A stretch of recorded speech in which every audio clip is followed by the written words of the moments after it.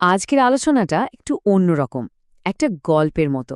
Brazil আর বাংলাদেশের বাণিজ্যিক সম্পর্কের গল্প, যেখানে সম্ভাবনা তো আছে, কিন্তু সেটা যেন অনেকটাই লোকচক্ষুর আড়ালে।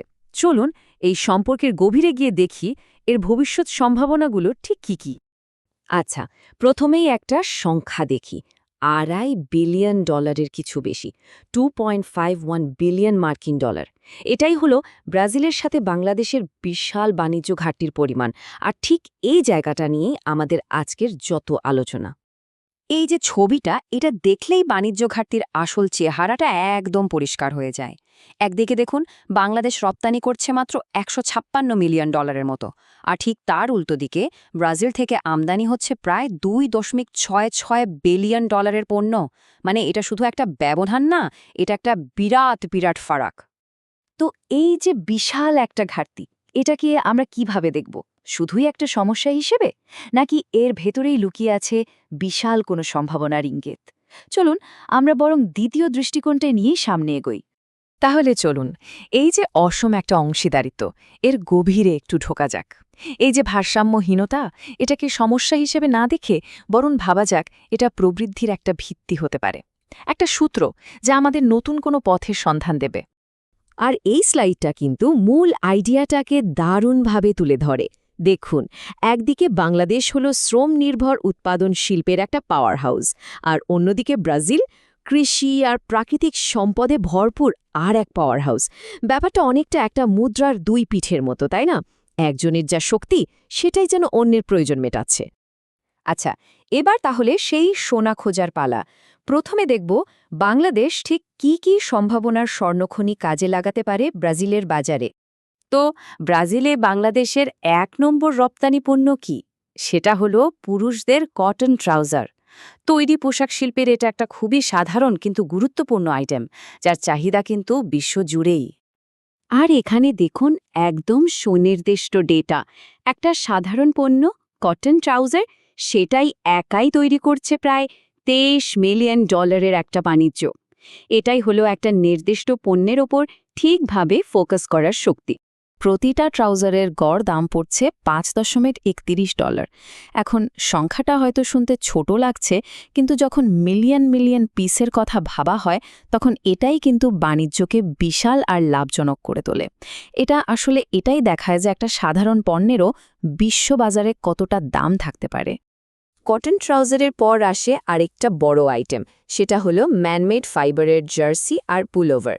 নিটওয়্যার বা বোনা পোশাকে বাংলাদেশের যে বিশ্বজোড়া খ্যাতি, সেটারই প্রতিফলন এটা। আর এই দ্বিতীয় পণ্যটা সুযোগের বিশালতাকে যেন আরও স্পষ্ট করে দিচ্ছে। শুধু পুলওভার আর জার্সি রপ্তানি করেই বাংলাদেশ আয় করছে প্রায় $19 মিলিয়ন। মানে বোঝাই যাচ্ছে ব্রাজিলের বাজারে বাংলাদেশের তৈরি পোশাকের সম্ভাবনা এখনও কতটা বিশাল। কিন্তু এই স্বর্ণখনিটা কিন্তু একতরফা না। এবার তাহলে উল্টো দিকটা দেখি। কোন জরুরি পণ্যগুলো ব্রাজিল থেকে বাংলাদেশে আসে, যা আমাদের অর্থনীতির জন্য ভীষণ দরকারি? বাংলাদেশে ব্রাজিলের সবচেয়ে বড় রপ্তানি পণ্য হল অপরিশোধিত চিনি। এটা আমাদের খাদ্য নিরাপত্তা থেকে শুরু করে বিভিন্ন শিল্পের জন্য একটা মৌলিক উপাদান। শুধু এই একটা পণ্যের রপ্তানির পরিমাণটা দেখুন, প্রায় $758 মিলিয়ন। এটা বাংলাদেশের সবচেয়ে বড় দুটো পোশাক রপ্তানি আইটেমের মোট মূল্যের চেয়েও বহুগুণ বেশি। বাণিজ্য ঘাটতির মূল কারণটা এখানেই কিন্তু একদম পরিষ্কার। চিনির পর আসে তুলা, অপরিশোধিত তুলা। এটা তো আমাদের প্রধান শিল্প, মানে বস্ত্র খাতের জন্য লাইফলাইন, একেবারে অত্যাবশ্যকীয় কাঁচামাল। আর এখানেই কিন্তু সেই পরিপূরক সম্পর্কের সবচেয়ে সুন্দর উদাহরণটা দেখা যাচ্ছে। ব্রাজিলের তুলা দিয়েই আক্ষরিক অর্থেই বাংলাদেশের রপ্তানি অর্থনীতির কাপড়টা বোনা হচ্ছে। মানে এক দেশের কাঁচামাল হয়ে উঠছে আরেক দেশের তৈরি পণ্যের মূল ভিত্তি। তো এতক্ষণ তো আমরা সম্ভাবনাগুলো নিয়ে কথা বললাম। এখন আসল প্রশ্ন হলো, এই বিশাল সম্ভাবনাকে বাস্তবে রূপ দেওয়া যাবে কিভাবে? চলুন এবার সেই কৌশল আর পথনকশা নিয়ে একটু কথা বলা যাক। দেখুন, সাফল্য কিন্তু হুট করে আসে না। এর জন্য একটা স্মার্ট প্ল্যান দরকার। এখানে ঠিক তেমনই একটা প্লেবুক দেখানো হয়েছে। বিক্রয়ের আগে প্রস্তুতি, মানে আগে ঝাঁপিয়ে না পড়ে আগে হোমওয়ার্ক করা। যেমন ধাপ 1-এ আছে ল্যান্ডেড কস্ট মডেলিং, মানে সব খরচ মিলিয়ে পণ্যের আসল দামটা বের করা। এরপর সব ডকুমেন্টেশন টেমপ্লেট রেডি রাখা, আর শেষে সঠিক ক্রেতাদের একটা শর্টলিস্ট করা। এই প্রস্তুতিটাই কিন্তু সাফল্যের আসল চাবিকাঠি। এখন কথা হলো, এই জটিল প্রক্রিয়াগুলোতে ব্যবসায়ীদের সাহায্য করবে কে?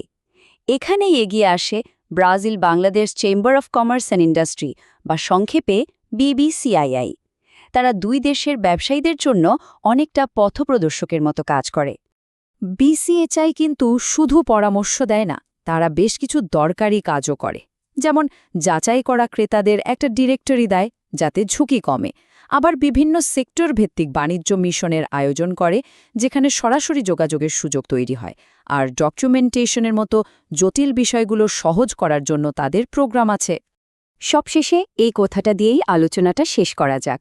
সবচেয়ে দ্রুত পথটা কিন্তু শুধু বেশি বেশি বিক্রি করা নয়, আসল কাজ হলো অংশীদারিত্বটাকে আরও পেশাদার আর মজবুত করে তোলা।